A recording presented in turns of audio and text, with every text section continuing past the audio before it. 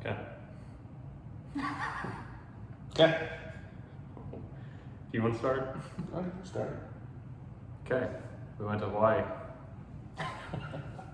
Maui. Maui, yeah. I think we should probably start with how we got there. Some rough plane rides. Some really rough plane rides. And a broken airplane. Yeah. I really messed up with my first plane experience because it was just to Chicago. It was like a 40-minute flight, and it was like flying on a cloud. It was the smoothest ever, and every other plane ride since has been absolutely terrible. And everybody was worried about me because I was freaking out about another plane ride because I've never liked them anyway. But I think I did the best out of everybody. He was an absolute trooper. Everyone else was dying. He's just sitting there like playing on his phone and looking at the screen. It did not bother him at all. Yeah, even coming home, I was playing a video game and it was like hitting a hard bump. And I looked at Lisa and I said, "What was that?" She goes, "We just landed." I'm like, "Oh." And I'm video game. trying not to vomit. Yeah, so anyways, we flew from Kansas City to Denver, and then it was supposed to be Denver straight to Maui, and we got maybe an hour into that or so, and they said we were gonna have to land in San Francisco. So we had to stop there. We had a layover for, what was it, like 5 hours or something? Yeah. It was ridiculous. Long time. It just kept getting pushed back. But then we were supposed to get on Maui time at like 3, I think, and it ended up being 9 o'clock at night. Mm-hmm. Yeah. So, but we eventually made it. It was dark there. It gets dark there really early, actually, like compared to here. No, I think we got there at like 8, actually, on their time. It was dark. Because it was dark. Yeah, which here at that time it would have been light still, so it was kind of crazy. But it had already been a long day because we left at like, what, 3 o'clock in the morning here, our time? Yeah, something. Or maybe 4, but yeah, it was something like that. ridiculously early. A lot of hours spent traveling. Yeah. So, what day was that? Thursday then, I guess we got there? Yeah. Or did we woke up there the next day? Yeah. And then our hunt was on Sunday. Yeah. So we did all the tourist things before then, swam with sea turtles, and I guess the road to Hana was before then. What else? Which is pretty wild in itself. Yeah. If you don't know what that is, you can check that out. Yeah, it's pretty extreme driving experience. Very narrow roads, and let's just say the locals don't care because they will drive fast. Yeah, fly right around you, and in your lane and everything else. Yeah, and you're like on the edge of the edge of a volcano. Volcano, Yeah. You would say a mountain, but because it Yeah. looks like one, but Yeah. So then, yeah, Sunday finally gets there, and we wake up, what time? Like 3:30 or something? Because we had to be we'll be there, there at 5:15. yeah, 5:15. It was about an hour away, so yeah, woke up pretty early that day. Get there, meet our guides. It's another father and son. He was with the dad, his name was Jeff, and then Kiani was my guide. How old was Jeff? Like 60s? Yeah. Yeah, Kiani was like 30, early 30s, he told me. So a little bit older than both of us, but they're both really cool guys. So yeah, we got everything set up, signed, all that, and headed over to the ranch. It was like just starting to get light. So yeah, I just spent the first part of the hunt just asking them questions about the deer, like where they're going to come in at, where I should try and get a shot. We were sitting in a ground blind. I guess you should say he was hunting an axis deer. Yeah, so I was going after an axis deer and he was going after a Mouflon ram. But yeah, we got set up in a ground blind and they had a little like water hole set up, like kind of like one that we made here on the farm this year. He just kind of said like, usually early mornings aren't the best. Kind of wait till the day rolls on and then you can get a drink once it's getting hot.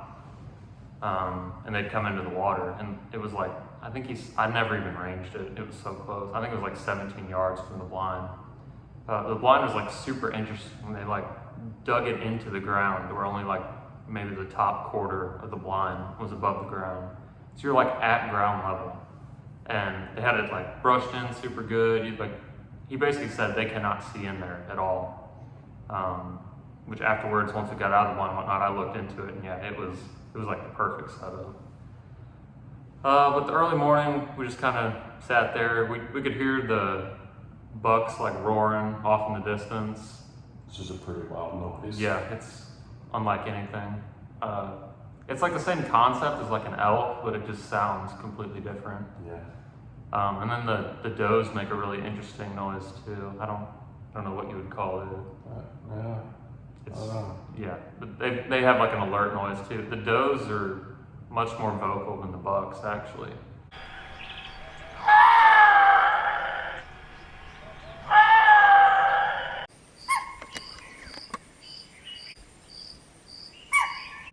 I mean, the bucks, they sound like they're hollering. Yeah. It kind of sounds like a little kid hollering. Yeah, it's just a wild noise. And the doe's noise too, it's just very high pitched. Yeah, so we had a couple sheep actually show up first. That was the first thing I ended up seeing. We're up real early in the morning. They just came to the water hole and got a drink too. And then it probably wasn't until, I don't know, like 8:30, 9 o'clock, which we got in there at probably, well, it was probably like 5:15 or 5:30, I would say. Like 5:30. Yeah. So yeah, I was sitting there quite a while, no action. And then I had I assume they would be like the equivalent to like a yearling or a fawn of the year, depending on, they kind of have their young at like different times throughout the year.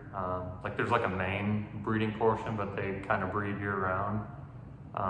So it was like, I would say like a 6-month-old deer is kind of what it looked like. That's like the maximum age on it. It came into the water hole, and I could tell right away that they're just super skittish. Like it would ease up, actually I have a video, we can play it. They would ease up to the water hole and then just keep flinching and backing away, like they were just unsure of it. Yeah. Here's the video. They're probably going to see very well, but see it there on the left, it kind of blends into the background. Right on the left side of the water hole. Mm-hmm. So if you just watch, it'll just keep flinching, keeps throwing its head up. This might not be the best example either. I have another one. It would like stretch all the way out before taking a drink. Yeah, this one.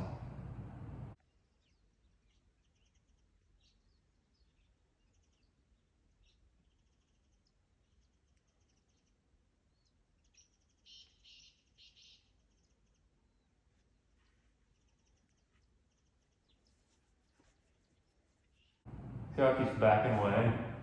Like there's something in that water hole's gonna get it. Yeah. Which they're from, Tail straight out. they're from India, so I don't think they have like crocodiles there or anything. It's like it really skittish to the water. Yeah. Yeah, tails all the way out, it's leaning back. Yeah, anyway, so that was basically like, first impression of them was, wow, these deer are super skittish. So then, yeah, that one kind of worked off. I think we might have had another one come in. And then we had the first group of deer roll in.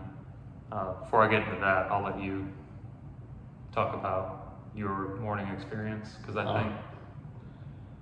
So Jacob was hunting with a bow. I decided to hunt with a gun.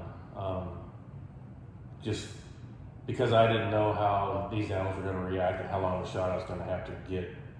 Because I don't hunt with a bow, I hunt with a crossbow. So I just figured I'd hunt with a gun. So we let him off in his blind, and we drove on further to start doing a lot of walking, kind of going up the mountain, I guess you would say, because with the way the wind direction was, and the guy, Jeff, said usually they're going to come down the mountain in the mornings. So we did a lot of walking, and I I could also shoot an axis deer too if I wanted to. And let me tell you, all the walking and all the ones I saw, it was pretty tempting because there were some dandies out there. But I held back. I wanted to try for the sheep first. So saw some young ones on the walk. We did a lot of walking, but then we were just, like he said, the deer were so skittish that we just kept bumping deer, and they were running all over the place. So we knew that if we kept doing that, if there were any sheep around, they were just going to get bumped too and run with the deer. So we decided to climb up in this tree stand and sit there for a while, and saw some ewes first, and then gradually, as the sun started getting higher, the wind actually shifted, and some rams started coming down the mountain, and they were across a big drainage ditch that, as a human, you would not want to cross, and you would not want to shoot anything down that ditch. It was bad. But it was funny, the axis deer were running up out of it too, like it was nothing. So we decided to get down out of the stand and try to pursue those rams, and I think they caught wind of us and they took off. So we decided to do some more walking and just saw, a lot. I've never seen so many deer in my entire life. It was crazy. It was like everywhere you turned your head, there was like some kind of deer somewhere, which still made it awful tempting to want to take one of those. But held off. So then the wind started blowing a little more, and it just wasn't going to work doing the spot and stalk like that. So Jeff decided we'd get on the Ranger and just drive around and see if we could get on something a little faster that way. So we did, and we spotted quite a few, but like I said, they bumped so easy that they were running all over the place. And then they were just getting in with the deer herds too, and then they're all just gone. It was like watching a straight line of everything just running. So we just kept driving around a little more, and then I spotted in between a little window, it was probably over 100 yards. What would you guess where I was shot at the first one? It was pretty long range. Yeah. Shot. And I was sitting on the Ranger and didn't have the best position where I was at on the right side to shoot. So he had me slide over to his side, and I'm kind of sitting kind of awkwardly on the Ranger and leaning or resting on the bar on the Ranger. Body-wise, I didn't feel comfortable, but I was comfortable enough to put the gun up there and try to take a shot at this ram. And I shot, and he's watching with the binoculars, and after I shot, I watched, and I saw it running off. And there was two of them there actually, and they both ran off further away. To me, it didn't look like I hit it because it didn't look like it was injured in any way, but he said he thought he saw the front leg kind of bouncing around like it hit the front leg. So then trying to find it was several hours of just walking around. We tried looking for blood, couldn't find blood, but they said they don't show blood trails very well because their skin or their hide just kind of absorbs the blood and doesn't really let it run off and drip. So we never found any blood. Walked the whole entire area and never saw the ram. So then it was around 11 or so, somewhere around there. Jeff said, "Why don't we go back and grab some lunch, and then we'll come back." Okay, so we're back at their little hunting shack there. Okay. Oh, We're jumping too far ahead. oh, Okay, so at the time, it was about at the time you took the shot, because we could hear it off from there were a couple gunshots, but we could hear one that was definitely a lot closer off in the distance. Is about the time my first group of bucks came in. oh. Yeah. So let me get into that first, because that's what I was going to get into, but I didn't want to. I'm trying to, since it's two different stories and we weren't together, I'm trying to get them on the same timeline. I don't know if you've seen this video. It's a really crappy video because the GoPro lighting got messed up. But you can see the deer working in, kind of just like their outline. it eventually stays just forward. I keep turning back to him because I'm asking him like, That's quite a few deer. yeah, so see the buck on the left right there?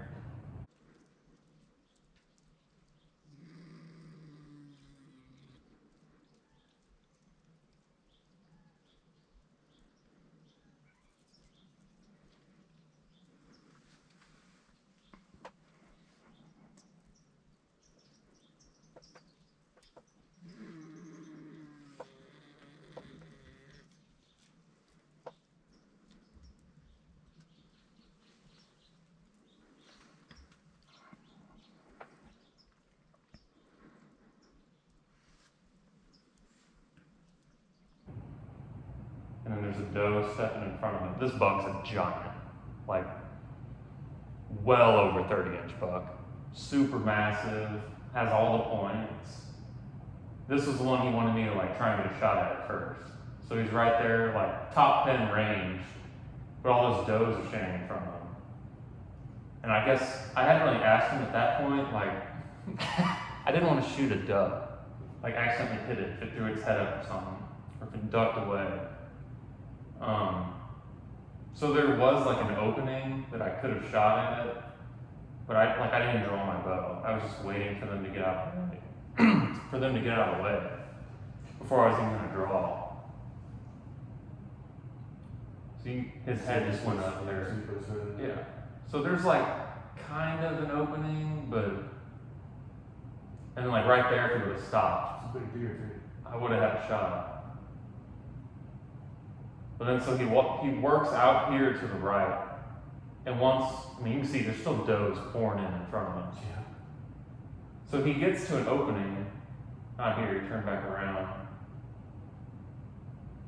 And that was the problem too, like there he's open, but he's walking. So they're not like a whitetail where you can really stop them, they'd be gone. So anyways, he works back to the right over here, and he gets to, what was it, like 35 yards, I think. I was like, okay, I can shoot him here. Well, as soon as I get ready to draw back, yeah, see, right here, right there he's open. So I'm just waiting for him to stop. I range him.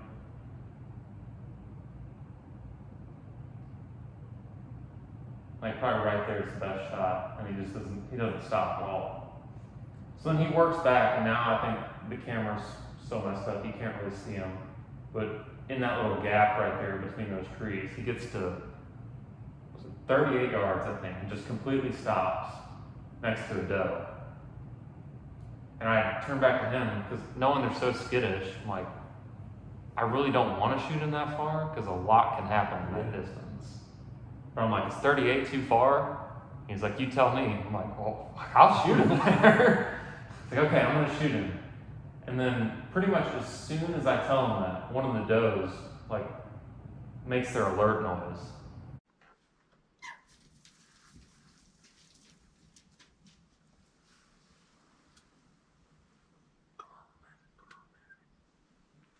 Still standing there.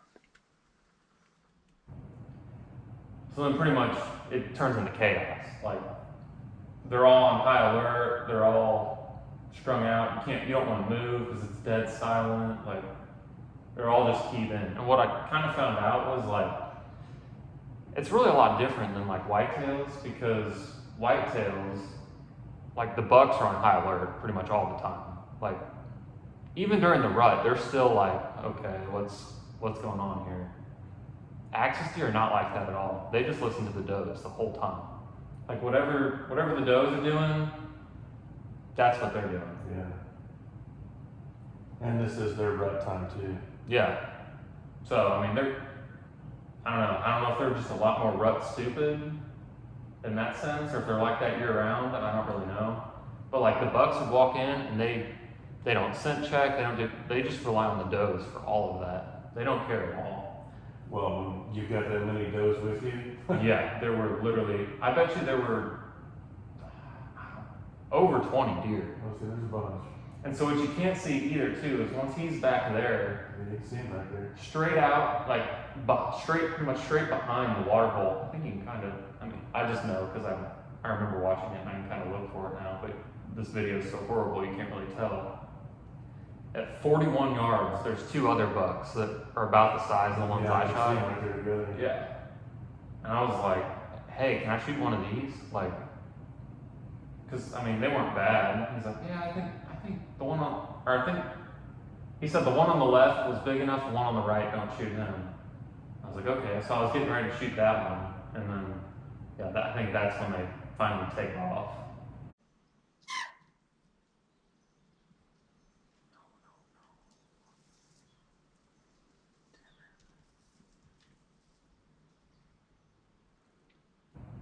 Which doesn't look like it's happened yet. They're also there. But yeah, they all, when they spook, they kind of run off and they stop. Like they're not, they try to keep the group together. Yeah. But yeah, when they did that, I mean, there weren't any, there might have been some does in range still, but the bucks were just, they were long gone. That's what I noticed too when we were like walking around or even driving around. That once the first one went, they all went. Yeah. And it's like a herd. I'd say it sounds like a stampede. Yeah. Yeah. And they all just go. But yeah, that was absolutely heartbreaking because that first buck, I mean, he followed the play perfectly. Like he came right into the water hole, easy shot, and just the does were in the way. So then that takes us to, that was about 9:30. And so then let me check the time on the next group. It says 11:40 was the time on this one. So yeah, that hurt a lot just because I wanted it to happen. I didn't know. My experience was a lot different than yours because I was just sitting and waiting for them to come to one spot. Yeah. So even though there were they had to come to you, whereas I was going to them. Yeah, there were a bunch of deer in the area, and you could hear them all day long, but I was waiting for them to literally come to that water hole. So it was just like miserable, starting to get hot. The ground blind, the roof of it was like 120 degrees. I was sweating, I hadn't eaten anything. I wasn't eating or drinking till either we were taking a break or I got done because I didn't want to have to do any of that business in the blind. So we ended up having another group of bucks work in. And I think at first there were at least 5. There might have been like 6 or 7 in the back. And now that I'm saying that, I think there probably were about 7. But I could only see 5 of them at first, I think. And they started coming right into the water hole, and none of them were big enough. And then I saw one in the back. So the first one I saw, I told the guide, I'm like, he's not big enough, he's not big enough. And then as they started coming, it was like they got bigger, each one. And so I was like, okay, I don't know. They were way harder to judge than my tails. Which is crazy because there's a much bigger size difference, like between a 2 and a 4-year-old buck. But then to guess that 30-inch to a 36-inch, you can't. It's so hard to tell. I mean, if you're standing right next to each other, you can tell. Well, yeah. Yeah, you see one at a time. It's like, I don't know. Yeah. So then I told him, like, by like the 3rd buck that was in that group, I'm like, I don't really know. And then the last buck of the group, which I think he was the 5th one, I'm like, oh, never mind. There's definitely a shooter in here. And they had kind of told us that, like, first thing in the morning. They're like, it'll be hard to judge at first until you see that one that's like an oh shit bug. Yeah. And then that's exactly what happened. Because when I saw that one, I was like, oh no, he's definitely the one. And that's exactly what they said. Oh shit bug. Yeah. So he's coming in, and same thing. The whole group started at like less than 20 yards. They snuck in right on top of us, basically. Whereas the other one was kind of like, they started more like 40 yards out and marked 10. So they're coming in, and pretty much just as the big buck starts to get into the opening, like of where the water hole is, the doe spooks, and they all take off instantly. And so I was like, I was like, crush. Here we go again. He's like, just hold on, like be ready, because he's like, they didn't spook that bad.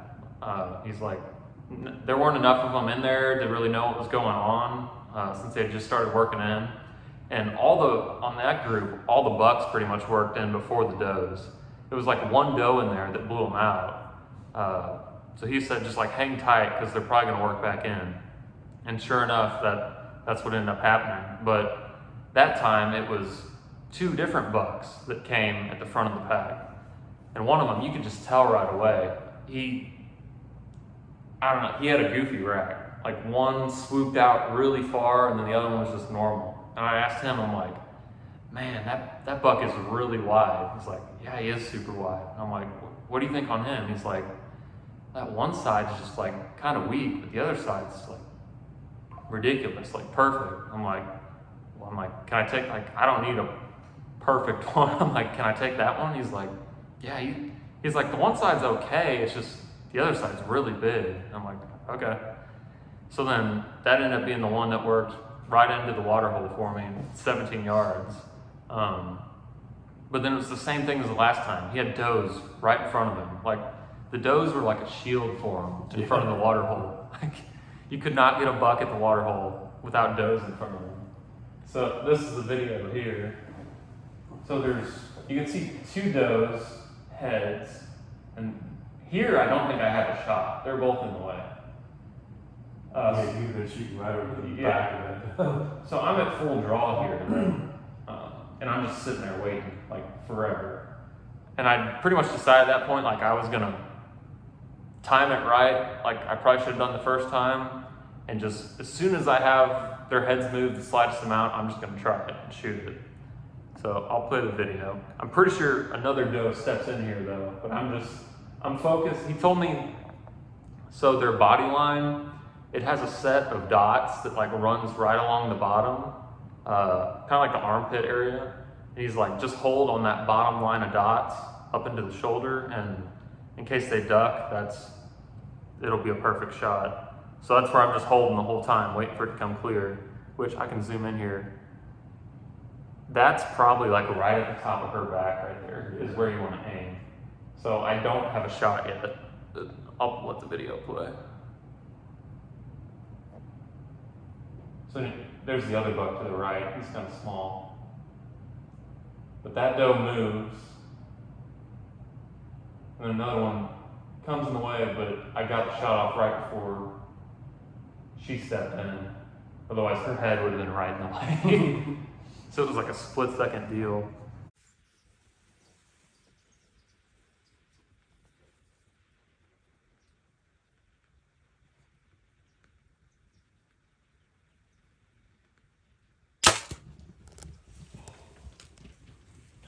Good shot. But I can, I don't know if this might be a little harder like this. If I can, get it to stop where the arrow is. Because unfortunately in the video my bow comes right in the way once the arrow is released. But yeah, you can see the arrow now. You see it, yeah. Yeah. So it was a perfect shot. And then blood just started spraying out. He probably jumped 3 feet in the air there. Yeah. He's way up in the air. But then yeah, blood is just dumping out. And in the video, if you play it out loud, you can hear Kiani's like, oh, nice shot. I was like, yeah, it looked like a good shot. He was like 10 times more excited than I was. I was just like, okay, yeah, looked like a good shot. He's like, dude, that was awesome. Which they had just had a Easton Arrow rep come and do a hunt with them. And the guy had given him like 30 broadheads, I think he said, of the severs that I use. And he had never used them before. I think he said they were the new hybrid ones they have. So they have like the little bleeder ones on it, which I was just using the regular ones that I've always used. But he was super excited to try those then, since he saw that buck start pouring blood. But he's like, as soon as he got done, like, oh, that was awesome, whatnot, you could just hear like a loud, it sounded like a crash. He's like, I'm pretty sure that was him just going down almost instantly. So we got out of the blind, and it was kind of weird too, because we saw that blood pouring out, but it was like super hard to find in that dirt. I think it's because it's so powdery, it just like soaked it up. And so it was like sand basically. You couldn't. Well, I think it's the same thing with their hives too. It's kind of like the sheep. Probably it just collected a bunch of it. Yeah. And I mean, a lot of the blood could have stayed in the cavity too, because I know, like that first doe I shot with the severs, it was the same way. There was like no blood. It was all in the cavity. But yeah, so it was kind of funny. He had like a hard time getting on the blood. Like he was like looking all around, like, okay, here it is. And then he was having a hard time following it. I found it instantly. I'm working it, and I just look up and I'm like, oh. He's right there. It was, the buck literally went like 20 yards. He went absolutely nowhere. But he somehow threw the arrow like 10 yards the other way into like some cactus. I don't know if that's like when he crashed, it snapped off. Because it did end up, I mean, there it wasn't broken off. So I don't know if it's when he fell that. I know he had a rough landing because he like literally like ripped, his neck was like raw from where he crashed, which, yeah, there wasn't like any rocks or anything. So I don't know if the ground was just that hard or, I mean, he had to have crashed pretty hard to go down that quick, but yeah, so anyways, I can show some of the pictures of this.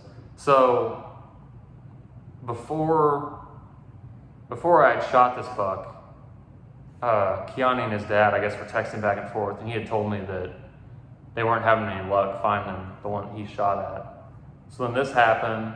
They were back at the cabin eating lunch,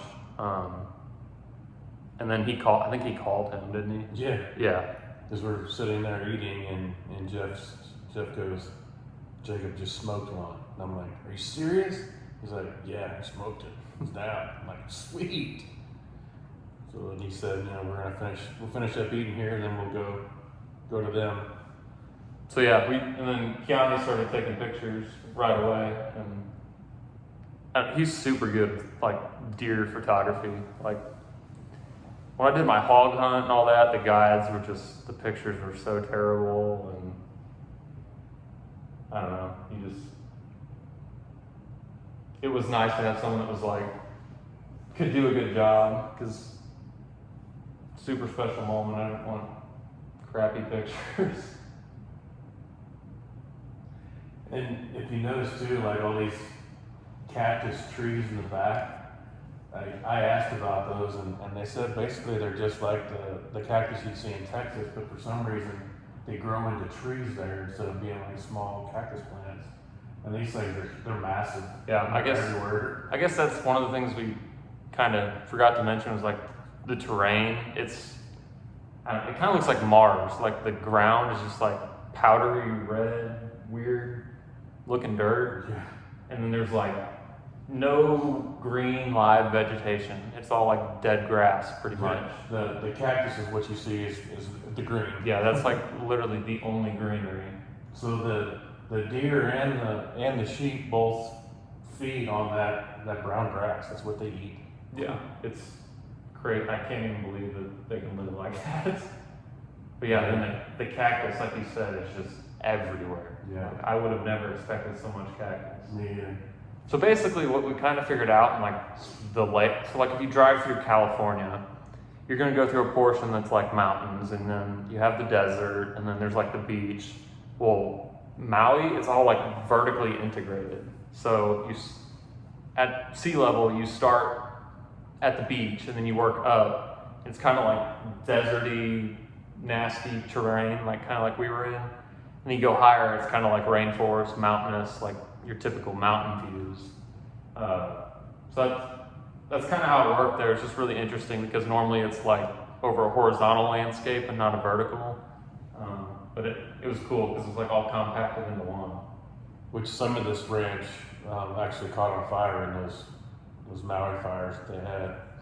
And well, you can see why, all that dead vegetation, it just burned. Didn't you say it was like still like black? Oh yeah, it was still black. Like they hadn't had rain. Yeah.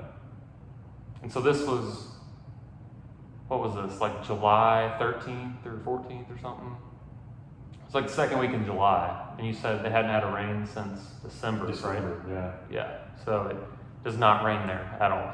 And everywhere on their property there where we were hunting, you can tell like before when they get some rains and a downpour and they'd run through these gullies, there was no water anywhere other than their water holes that they put out for all these animals to use. Yeah. Yeah, 'cause some of those were like, they looked like dried riverbeds basically. Yeah. There wasn't any water. Yeah, well, that deep one I was saying, it was crazy.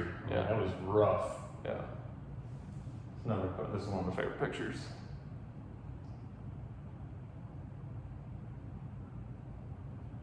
He did like some videos too.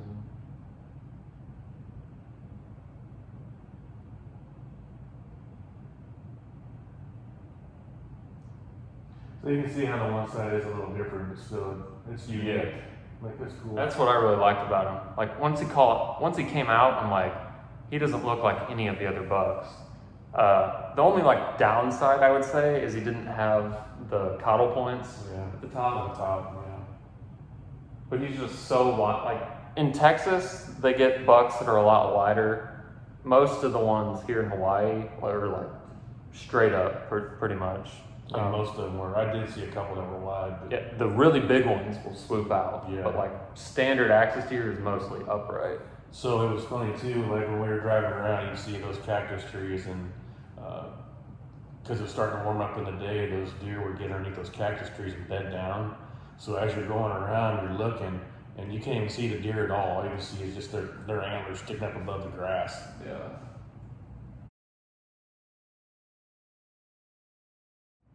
So, in like comparison to the first buck that came out, he wasn't nearly as big. His good side is probably, I mean, it's probably just a little bit shorter, but I mean, it was just as wide. He just didn't have the mass that the first buck did, but I'm not too picky. I'm not much of a trophy hunter. It's a trophy. Yeah, it's super cool to me, so. His eye guards were pretty good too. They the same thing. They weren't massive, but they were long. He figured that this was probably a 4-year-old buck, whereas the first one would have been like a 6-year-old. He said. Which didn't you say? He said most of the bucks were what, 2? 2 years old? Yeah, Oh, I don't know. I don't remember what he said. I thought he's like the one that came in with this one. That's probably the majority of what was there, I would say. I don't remember. Yeah, I would probably guess just by what I saw too, probably. Yeah. There were some big ones, but there wasn't a lot of big ones. Right. There's a lot of young ones. Yeah. I mean, there was usually like a shooter in every group. It just, Yeah. like absolute giants. I like this picture too.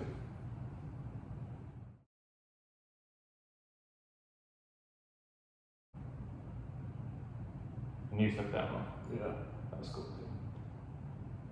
So you kind of see the dirt on that Ranger. That's pretty much Oh what my you're dealing gosh, yeah. So after we got it loaded up, we were driving back to their little lodge to like eat lunch and whatnot. And I had to dig my sunglasses out of my backpack because my contacts were getting all full of that red dirt. Yeah, it's an open cab Ranger. So Yeah, we were just eating dust the whole time. we're exposed to the elements. Oh, this is so. Yeah, I guess these are the coolest pictures, probably. You took this one, Yeah. which I like because it's what do you call it, like candid, where you're not like looking. I'm gonna show you something here. Might be hard to see. So this right over here, this lower blue part, that's the actual ocean there, and then it comes up and meets the land here. Yeah. And this from that lower part there, like to where we're at, it's just a gradual. It's like 10,000. I think where we were at was like 10,000. Yeah. It's just a gradual climb, but I mean that was a really cool picture. They called it like the high country, right? Yeah. Or up country, something like that.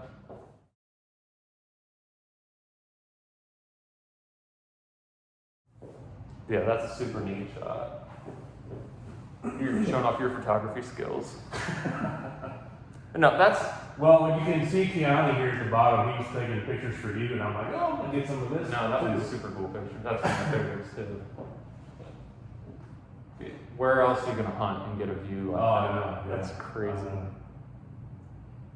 that just goes to show, though, how different it looks where we were compared to down there. Yeah. Well, and then up above where we were, it was nice and green and lush, even higher. Yeah. Which I guess there's some more trees and stuff working down that way, Yeah. but not where we were hunting. No. He knew how to make him look giant. Yeah, for sure. Yeah, he knew what he was doing. That was a super cool picture. Another one you took. So we were, at this point, we're super excited for me, but then there's still like that lingering, this sucks in the background because Yeah. they think that he shot one and there's no luck in finding it. So we decided we're gonna finish up these pictures, get back to the cabin. Keanu's gonna eat lunch. I guess I didn't communicate effectively that I was not eating either.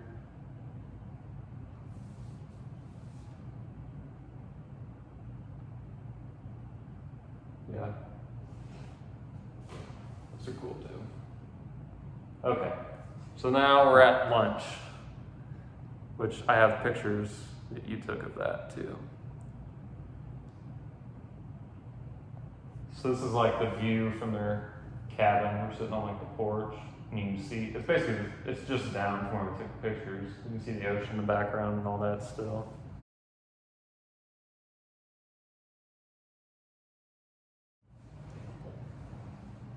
There's actually like these like pine trees, which apparently were put there, I forget where the guy was from. Was it like an English guy? I think so. For making boats, is what they're supposed to use them for. Yeah. But it's kind of strange because, like I said, we're like in the desert, but then there's just pine trees. Like they just look so out of place.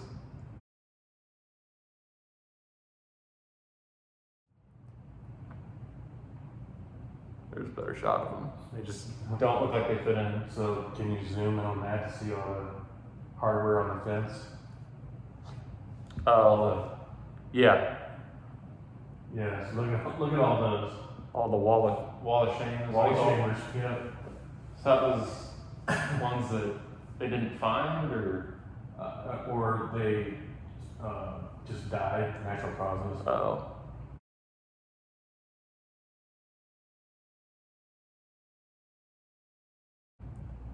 And then, I don't think, no, that's because these are skulls over there too. The skinning sheds would had all the shed antlers on the ground too. I didn't take a picture of that, I guess. They had so many sheds though, just Yeah.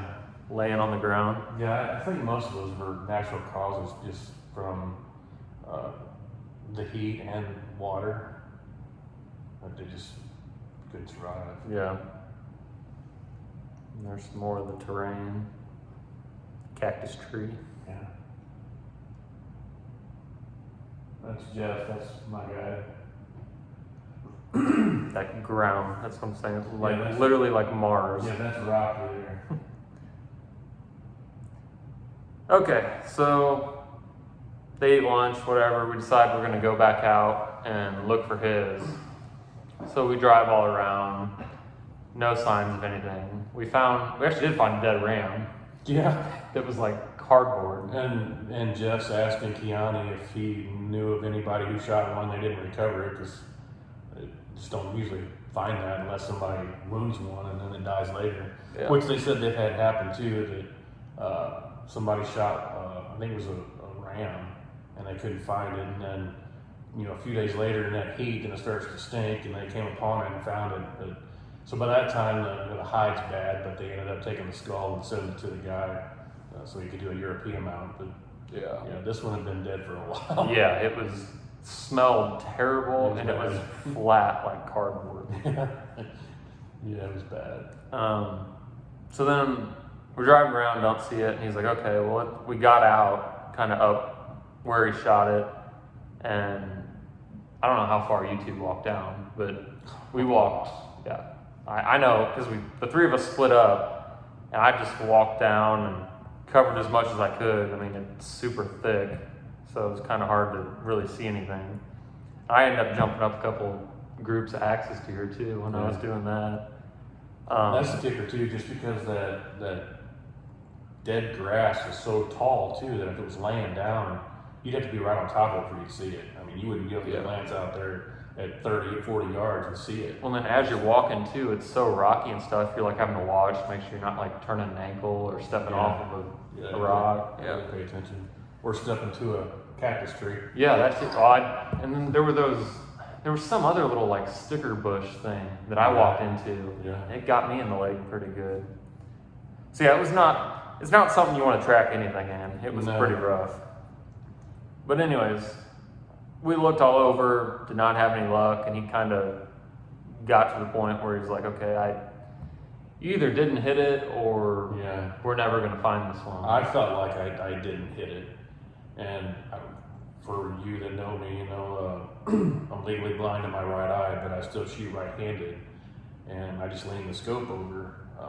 And it's still hard to do, but I've been doing it for years, and it still felt comfortable doing that. But and then, you know, you're using somebody else's gun you're not used to, which, you know, they had me do a trigger pull before we went out there, which is all fine and dandy, but when you're in the heat of the moment, it turns out a little different. Which I think that happened too. I'm sure I jerked it, and I was heartbroken because it was a beautiful ram, especially for the first one. You said he kind of like went out too. Yeah, he was wider and you know had 3/4 curls, so it was a big one. Yeah. So I don't really know how this went down because I was sitting in the back of the Ranger, but honestly, I don't know how it went down either. Because I'm just like, I'm videoing, like, I'm having a blast in the back of the Ranger. I'm just like on a joyride, basically, seeing all these animals and stuff. So I guess basically what it came down to is I could also, like I said, I could take an axis deer too. So we just started doing some driving around. So they had some that were, I guess you would call their cull bucks or management bucks that they wanted to take out. So we were trying to hunt some of those down, which we did find some, but like I said, they just run so fast, they wouldn't stop long enough to even get shot. So that wasn't working out. But then still in the meantime, we're still looking for some rams, which, you know, grateful to them for letting me try again, because I think they finally realized that I did miss. But so we never got on any axis deer, and it turned into a major safari hunt with that Ranger, because once we were getting on rams, oh my gosh, it was like all over the place as fast as you can go, literally running gun in this Ranger, just trying to stay ahead of them or get close enough for them to stop and present a shot. I don't know how long we were riding around just chasing rams and chasing deer. Yeah, I have video times. It was nuts. That was 1:30. Because we got onto a pretty good sized group of rams, and we just could not get ahead of them enough because they just kept running and running and running. And then some of the areas, you know, you can't even take that Ranger into because it's rough terrain. It was probably about 2 hours by the video times. So there was one point where on the other side of this little ravine, they finally came to a stop, and there was one there. He said, a ram there, that he said, shoot that one there. So, you know, I got the gun up on it and had it in the scope, but there was a ewe right there beside it, kind of like him and his axis deer. It was just right there, and I had to wait for it to move before I could shoot that one. Well, the ram took off before I could even. That was that white one, right? Yeah. He was super cool looking. Because there weren't, it was cool that there were a lot of different color ones, and like, a lot of different colors. Even if they were black, they might have a white chest, or they'd have a red chest. It was just super cool different colors. But I think that was the only white one I saw. It was big. I saw some white ewes, but I think that was the only white ram. Yeah, it was a cool looking ram. Adult ram. I saw it. The very first ram that I saw that morning was a young one that was white. Yeah. But I didn't see too many other ones. You shoot one of those back ones. See that white one with the calico? Right here by the tree? Yeah, shoot that one. Yeah, perfect.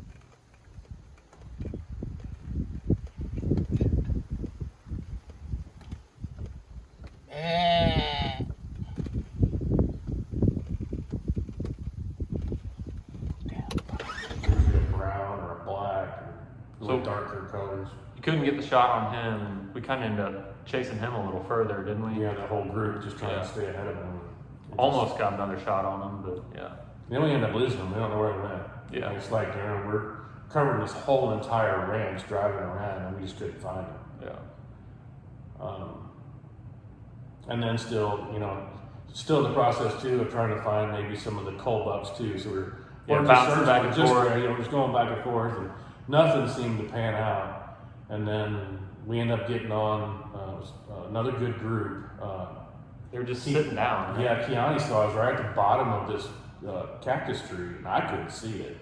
So we're sitting on the ranger, and he's like, you know, it's right there. So then Jeff saw it too. So then we started seeing them, they were moving, and they were kind of going up this incline, but it was a really, really deep ravine in between us.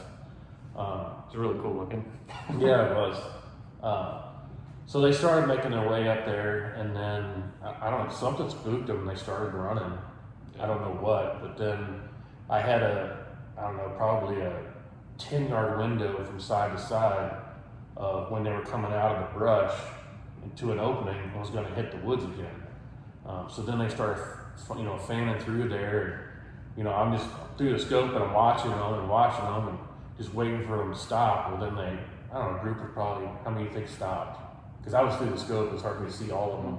I don't know if you can see them in the video. Of course, I don't know, because some of them kept moving too. I know. I don't know. They were out there when you shot, maybe like 15. They were a lot. Yeah. So, you know, they finally stopped, and Jeff said, shoot the black chested one there. So I'm, you know, in the scope, I was already on when it was black chested. So I was like, okay. So he said, shoot it right through the chest. And I'm like, okay, well, the one that I was looking at was kind of quartered. I was like, well, I'm not really gonna shoot through the chest. So I, you know, pulled the trigger out. And this time I shoot left-handed because it felt a little more comfortable shooting left-handed. So I shot left-handed, and I hit it, and it's up there and it's flopping around, and they're all like, what happened? Yeah, we're all looking how it sets up. The one that Jeff is talking about is straight in line with the Ranger. And so we're all looking and watching this ram. He's facing straight at us. He shoots and nothing happens. The ram didn't move at all. And we're like, Jeff's like, what's going on? Where'd you shoot? All three of us are like, what just happened? How'd you miss that bad? Yeah. And Jeff's like, how'd you miss or what? I'm like, no, it's up there flopping around. So then we're like looking around, and all of a sudden you see this ram, and he's like flopping. And they're like, oh, that's a different one, but it looks bigger. And I'm like, okay, good for me. Yeah. So then he's kind of taking him, and he's like, all right, try and get another one in him. Well, by that time, he kind of worked away. He went back the way he came and got behind a brush and couldn't see him. So then Keani walked over to the area where they went up, thinking he might come back down, and he got over there, and he saw him. He had laid down in the grass by a big rock. So then he called me over there to put another shot into him. So I shot him again and finally put it down. So then we got up there and was able to recover that ring. Play the shot. And I did pull on the gun again and hit him in the back end. But it's at least enough to get another one in him. Yeah, at least got another one in him. Here's the. Oh, you can see him. I don't know how loud this is going to be. I meant to play the volume on the other ones too, and I forgot. You see him shooting left-handed, and more keeps showing up. That's what we're.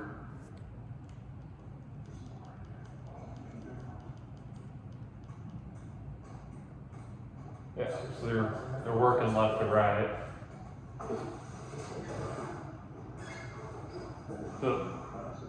The opening's like straight over the gun mount or gun rest.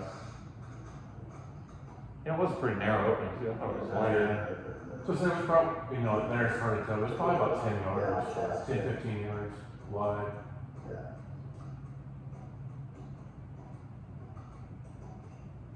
So then I had to shoot him in the chest.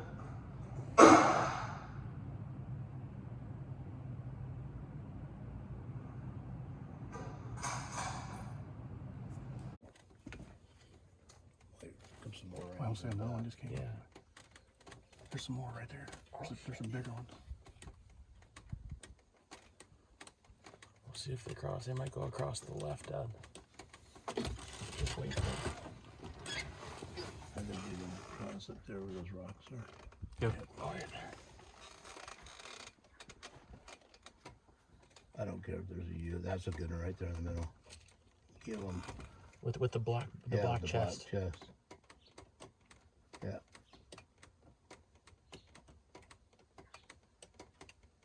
He's looking right at you. Shoot him right in the chest.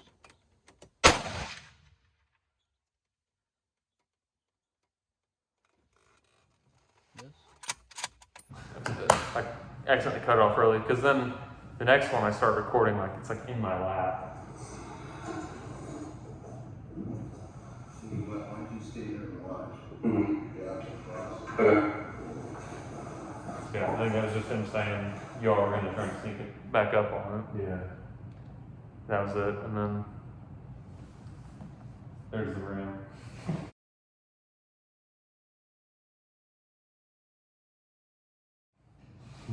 The old 3-shot ram.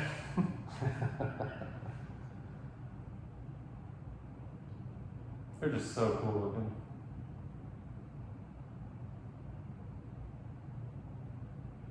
And the thing with these to know if they're mature enough is the curl in their horns. Yeah. The older they get, the more curl they get. But you can, let me go back to this one maybe. You can see he definitely has a black chest. Yeah, that's black chest. There was definitely more than one of them.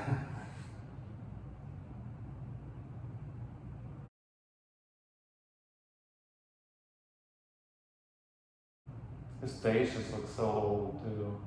I don't know how the age structure works on that. I don't either. Yeah.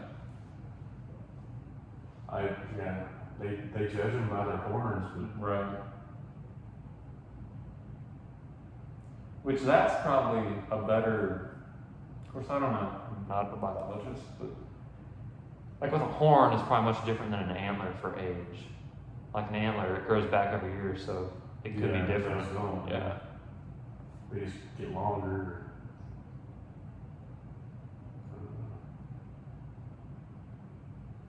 I will say too, I forgot to say with my deer, and even the ram too, they look so much bigger out in the field than when you get up. Yeah, they're small. Yeah, they're both very small animals. I mean, if you can compare it to our body size, just even right there, Yeah, it's like a big dog. like that ram there is actually smaller in body size than his deer was, but his deer was still pretty small. So that's nuts on the ground?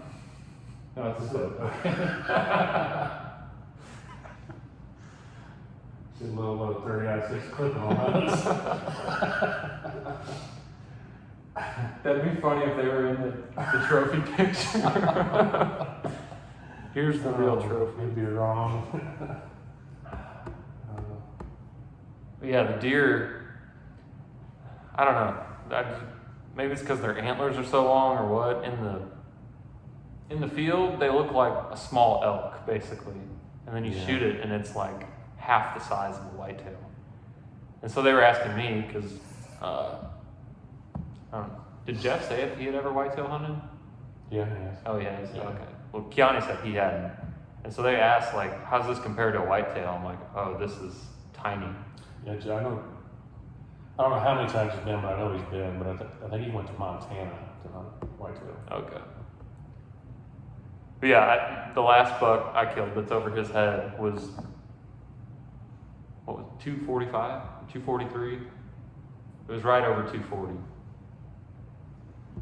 Is what it live weighed. Oh, yeah.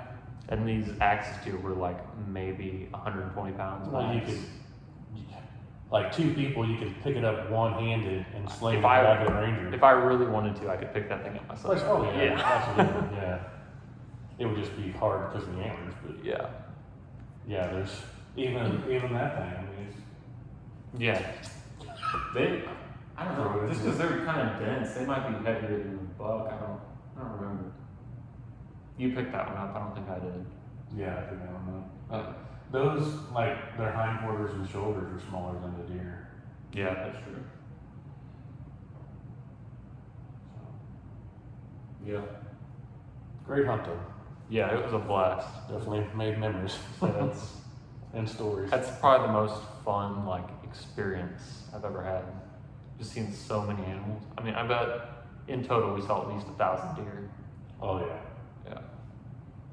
And Jeff said they usually take about 150 axis deer a year. Yeah.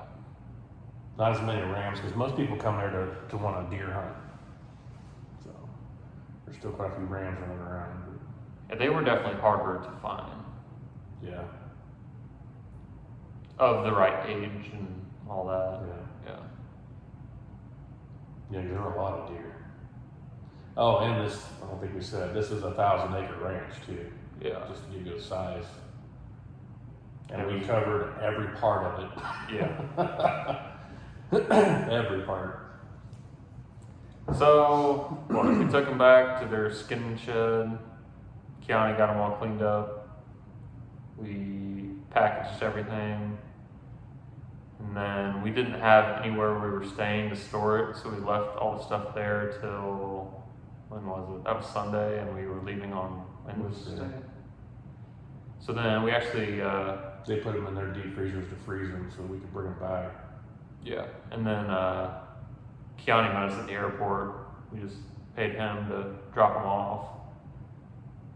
Which they had coolers that they used that are the right size to carry on the airplane, so they had everything in 3 coolers. Yeah. Other than my antlers. Yeah, his antlers had to be cut in half, and he had to get a box for them and ship them back. Yeah. So But those had a long trip. yeah, I was definitely going to talk about that. What were the coolers? Like $30 or something each? 25. $25 each? And they were 42-quart coolers. I probably spent about $20 on packaging my antlers. Keanu's actually probably would have been less. Oh no, it was probably about $20. Just in tape and a box and all that, and bubble wrap. And then I got like a plastic tote, not an actual like cardboard box. And I bought a saw to split it, but he's like, "You just want me to split it at the house before I bring it?" I'm like, "Definitely. I don't want to mess with it. Yeah. I don't have nowhere to do We're that." doing it. Gonna have to do it in the airport parking lot. Yeah. So I brought a saw back too with them, but yeah. So it was like less than or right at $100 to get the stuff, the extra stuff, I guess, and then I had to pay $50 to get an extra cooler in my name, right? Yeah. Yeah. But that's like all it cost was like $50 a cooler. Yeah, we thought it was supposed to cost 150. Yeah, they were supposed to be like, because we flew with United, right? Yeah. There's supposed to be some additional fee if you're bringing home antlers or horns. And we told the guy, and he was just like, "Oh no." Which I'm wondering if that was like if they weren't enclosed in something. Oh, carry on or something? Or, Well, you couldn't carry them on, but if it like I don't know why not. People were doing fish bowls. like if it weren't in a box, Hmm. because it said like you had to like tape the antler or the points so that like they didn't poke anyone. Yeah. So I wonder if it was just they were loose. I don't know. That'd be dangerous. Something would break. Yeah. But anyways, we got all that loaded on Wednesday, and I guess the rest of the vacation, we were both pretty much set at that point. Like that's what we came to do, and we were good. And Well, I think we went there with 2 things we wanted to do: swim in the ocean and kill our animals. yeah, And we so by accomplished Sunday we did that. and then some. So. Yeah. So the last couple of days, we just, I didn't have anything I wanted to do. I just let everyone else pick what they wanted to do. I was set, super happy. Did some fishing with Lyndon. Yeah, tried to. I didn't have any luck. But I was He not. finally did. I was saying I was not nearly as committed as him. And then yeah, so He was committed. I guess. So we ate the Axis. That's another thing we should probably talk about too. We ate the Axis buck. I grilled up some backstrap the night we got back, and I think it's safe to say I definitely overcooked it. Yes. Because it was so, like the flavor was, I don't know, there wasn't a flavor. That was the surprising part about it. Like, Yeah, there's no wild gamey taste. No. It just tastes like meat. yeah, it did not have any distinct flavor at all. It was just like plain, and then however you seasoned it was how it tasted. Which they said that's the way it was. They didn't have much taste to them. Yeah. So That was pretty amazing. Yeah, it tastes good. Yeah. But I overcooked it, so it was super chewy. Like the most chewiest meat I ever put in my mouth, I think. Yeah. I smoke everything too, so I was cooking on a gas grill. It was just not my wheelhouse. Yeah, Yeah, it was just way harder for me anyway. heat got to it a little faster. Yeah. So inexperienced But it was got still me. good. It was Yeah, it just tastes good. fine. It was just tough. Yeah. But the other thing I'd also later end up finding out too is apparently axis bucks during the rut, the meat ends up getting a lot tougher anyway. So that probably also didn't help my cause. But yeah, so then we ate it that night, and then the next night, you all went out to eat, but we stayed home, and Stacy diced it real small on the grill and cooked it with ground beef and bacon, and just seasoned it. And same thing, I don't think it got overcooked there. I think it was just kind of tough. Which we did that last night with whitetail, and it got tough. But it was the same thing. It tasted great. It just was kind of tough. But luckily, we cut it in like smaller chunks, so it was easier to. I think the first night it took me like an hour to finish a steak because it was so chewy. Yeah. At least this I ate in like 15 minutes the second time. But then the next day I got super sick, and I haven't been stomach sick in 4 or 5 years probably. And so the rest of the trip I was kind of miserable, just dealing with that. Like, had no appetite, and then all day long was just like it wasn't like extreme stomach pain, like I need to sit in the bathroom every 5 seconds of the day, but like it's just like kind of like a, what do they say, like a thorn in your side. You just continuous, uncomfortable all day long. And so that's what I dealt with for even the next 3 days after we got back. I don't know, Lyndon was sick when we first went down. I guess I've never said Lyndon's name on the channel before, so that's my brother-in-law now. I have one of those now too since I've been away. Another thing that's happened. Anyways, first day of the trip, he was ridiculously stomach sick. Yeah. Had like the flu or something, stomach flu or. Yeah, I guess some kind of stomach. So he was good like throughout the middle of the trip. Yeah. I wouldn't think I caught it from him. Yeah. I don't know. We were all staying in the same condo, so. Or if I came into contact with something else down there, I don't really know. The food was kind of crappy, in my opinion. That was the only letdown of the trip. It was like, I didn't really find any meat that I was just like, other than the access, it was like, this is awesome. Everything that came from the grocery store was not very good. And expensive. Ridiculously expensive. Very expensive. Yeah. Yeah, so I was sick, but then I guess we'll jump back into the whole traveling luggage thing. We're flying the same route back, so it's... Well, other than the stop in San Francisco. Right, yeah. From Maui original, to Denver. Yeah, the original planned route back. Yeah. So yeah, we're flying to Denver, and we get there, and he actually sees them loading our stuff onto the next plane, right? Yeah, actually,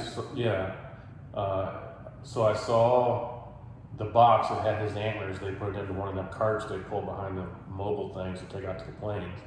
But it was sitting in a cart right there by the plane and never got put on the plane.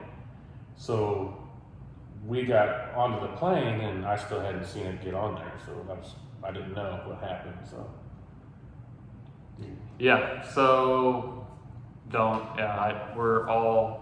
it was a red-eye flight, so we're all exhausted. Which parts did you have air tags in? So you could. We had it in my bow case, and we had it in the antler box. Because the rest of them were cooler, so we weren't putting it in there. Yeah. So yeah, the air tags, we get to Kansas City, right? Yeah. Yeah. Ready to get all our stuff, finally go home, all exhausted because it's an overnight flight. What time was it? Like 11 a.m.? Oh shoot, I don't remember. I think so. That was a long day. I think I was up. I didn't sleep on the plane or nothing. I think I was up for 36 hours. Yeah, so our flight took out of Hawaii at 9 their time, I think.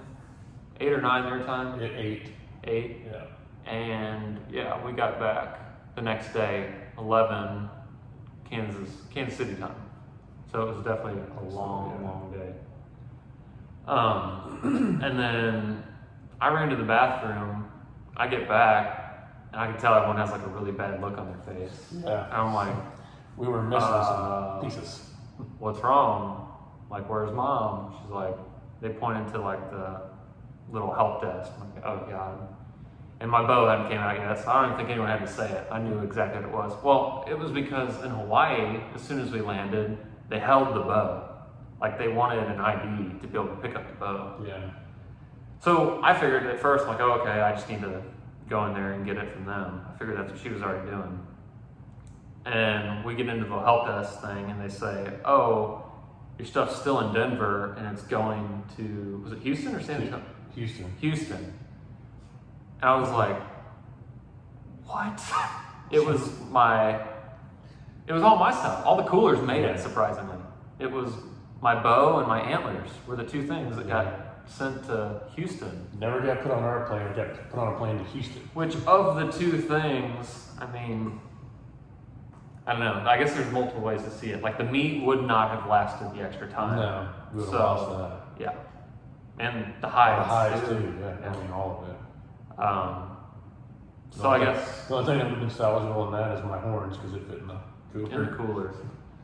So yeah, but also like my antlers and the bow are kind of. I mean, the bow is replaceable, but it's like I had probably $3,500 in that bow case and gear. Yeah. And then my antlers are not replaceable, so like I would lose the meat. I want the hides, but I would rather probably lose the meat than those things. But it, went through all that headache, and they said they would bring it to the house. Originally, they said that night, like by 10 o'clock that night. Well, that never happened. Well, then it went to Houston. They went to Houston, and then from Houston it came back to Kansas City. Finally made it to Kansas City. Yeah.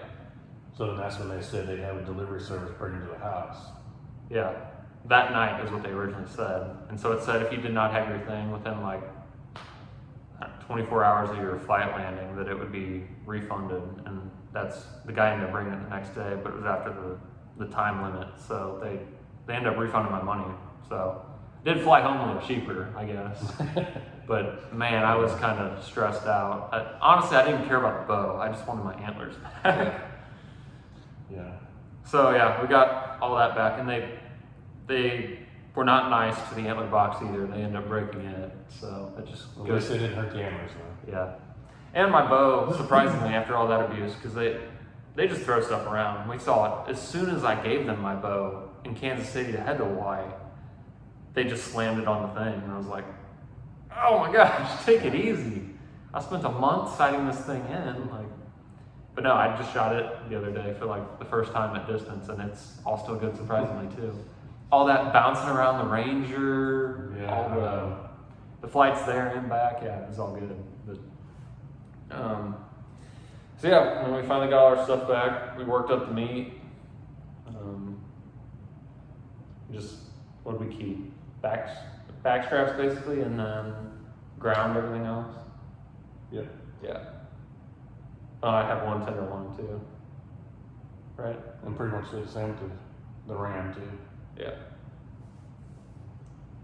And I just made some sheep snack sticks out of that. Yeah. Which is good. I tried doing a burger out of the Axis, but it was just kind of bland. I didn't really like that. But we've done steaks on a cast iron with butter. They're good. Last night I had whitetail, but I was going to do the same thing with Axis. Just remember like the El Torreado from Dos Primos? Yeah. So that's what I had last night. Instead of like beef steak, I used deer steak, and then chicken, which I have not eaten chicken in like 2 or 3 years. But it was good. And then bacon, and then queso on top of all that. Wow. Yeah, it was super good. It tasted, I don't know if it's because I haven't had that stuff in so long, it tasted just like Dos Primos to me. Probably. Someone else probably tasted me like, this is not even close, but it was super good to me. So yeah, that's got quite a few steaks out of it, surprisingly, for how little the buck was. You probably didn't get as many. No. Yeah. I didn't get near as much meat. Of course, I tried, deer. other than I don't really like the seasoning you use, but the meat is just as good for the ram too, like steak-wise. The seasoning. Yeah, you use like something that's like really like peppery. Oh, Montreal steak. Okay. Yeah. It was a lot of pepper for me. Yeah. But otherwise, it was good. Yeah, if you could eat snack sticks cold, you ought to try those.